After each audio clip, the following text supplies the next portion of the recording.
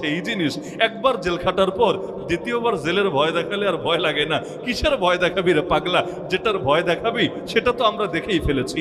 এজন্য ভয়কে যারা জয় করতে পারে, পৃথিবীর কোনো শক্তি তাদেরকে দমিয়ে রাখতে পারে না। সবচাইতে বড় ভয়ের নাম হলো মরার ভয়। এর চাইতে আর বড় আছে কি? মরার ভয়। জানে চলে যাবে। আরে মাল গেলে কি, ইজ্জত গেলে কি, ঘরবাড়ি গেলে কি, গাড়ি গেলে কি, কিন্তু জান চলে গেলে তো সবই চলে গেল।